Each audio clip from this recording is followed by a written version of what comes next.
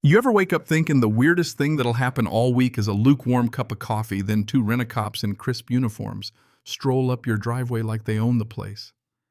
That's how my Thursday started, with one guy clutching a clipboard like a court summons and the other doing his best mall cop impression hand on a radio, strutting around my roses. I'm standing there still in pajamas, coffee halfway to my lips, when clipboard leans in and says, "By order of the Maple Ridge Homeowners Association, you have 24 hours to vacate these premises." He peels off a fluorescent sticker, Eviction Angry Red, and slaps it on my storm door like he's tagging a condemned building. And I just start laughing because, come on, I own this place. No mortgage, no debts, just the deed framed next to my desk, my pride and joy after 10 years of late nights and cheap ramen. That's not how property law works, I say, half expecting Ashton Kutcher to jump out and yell "punked." Take it up with his bored mutter's hip radio, already marching back to their white SUV. If you've never been harassed by an HOA, just imagine the bossiest hall monitor you knew in 7th grade, except now they've got legal forms and a taste for power. Maple Ridge used to be chill, a few basic rules. Mow your lawn, no neon sheds, clean up after your dog, nothing wild. Then Brenda, our president, moves away, and suddenly Shonda Anda takes the helm. She's a retired event planner with a flair for glossy mailers and bullet point manifestos. Next day, we get a 24-point vision for reimagining the neighborhood, including new mailboxes from her nephew's metals company, a ban on agricultural misuse, which is code for my backyard orchard being an eyesore. Folks mostly shrugged. Apathy is fuel for HOAs, you know what I mean. But I had no idea how far Shondanda would take it. So I ripped the sticker off, sent a photo to my buddy Tanner. He's the only one who knows my Wi-Fi password. And my bourbon hiding spot. He's a cybersecurity guy with a parrot that curses worse than cable TV. I text, "Ever seen an HOA try to evict a homeowner?" He fires back, "Not since that Florida forgery case. Want me to dig?" "Please," I say, and bring coffee. While I'm waiting, I call the sheriff. Deputy Alvarez, calm as a Sunday school teacher, tells me an HOA can't evict you without a judge's say-so, needs a writ, a whole court process, months of paperwork. Call us if they try anything, she says. Meanwhile, my porch turns into a reality show. Mrs. Given brings lemon bars for courage. Victor from 2 doors down goes live on TikTok, narrating like I'm the Yeti, and the sticker is proof. By 1:30, Tanner's at my place, laptop in hand. Pulled the filings, he says, scrolling through spreadsheets. Maple Ridge hasn't updated their bylaws with the county since 2011. Everything Shondanda passed is technically invalid. Oh, and the reserve fund down 40%. That's either monopoly money shenanigans or somebody's up to no good. Tanner grins, double whammy, file for a restraining order, request a forensic audit. I nod. I'm buying some yard signs.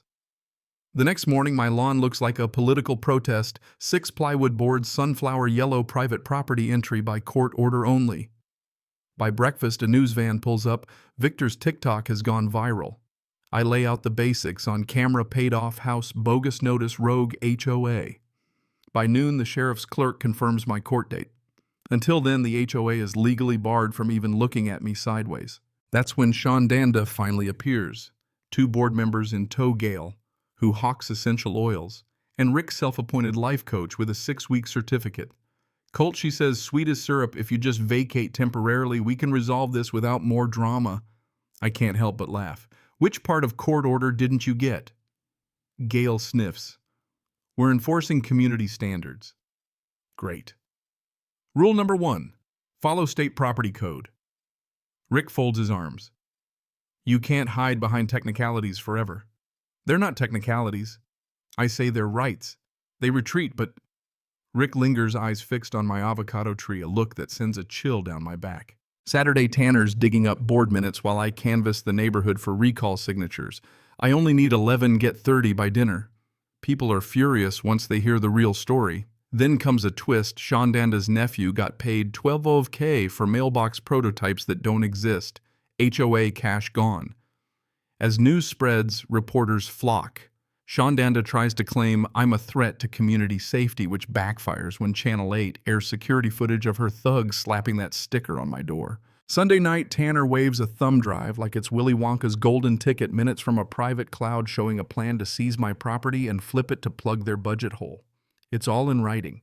We print 3 copies, one for my lawyer, one for the county prosecutor, and a backup because you always need a backup. Court on Monday is pure drama. Judge Norwood's no-nonsense stone-faced. Sean DeAnda's lawyer tries to paint my orchard as a business. I show receipts, 0 sales, all fruit donated to the food bank. The real kicker is when Norwood reads out their plan to annex my lot. Gavel drops. Maple Ridge HOA is enjoined from eviction seizure or harassment pending review. My lawyer high-fives me like we just won state, but I know this isn't over. We set a recall meeting for Friday night. I rent floodlights, borrow folding chairs. The turnout is massive. 82 households show up, proxies in hand. We surpass the 2/3 vote needed before intermission. Gail quits, Rick storms off, and Sean DeAnda tries to stall until someone cites the bylaw that yanks her title instantly. The crowd erupts. 10 minutes later, 2 sheriff's cruisers roll up. Alvarez reads a warrant: felony misappropriation, attempted grand larceny. Turns out the minutes weren't just gossip. They were evidence. Neighbors cheer as Sean DeAnda's led away in cuffs. Reporters camp at the entrance. Interim board takes over first move audit. Second, suspend all fines. Third, apology letters.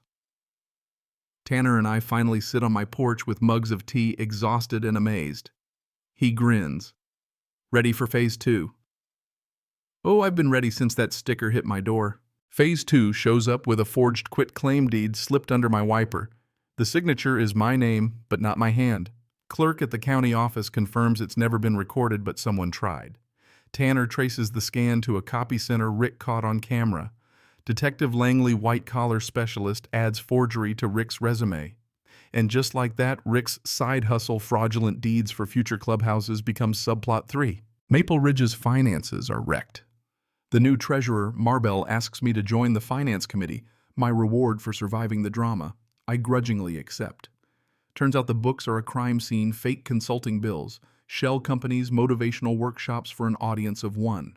Rick emotional labor invoices that read like bad jokes. We cook up a plan for a seasonal market to raise funds, waive stall fees for neighbors charged.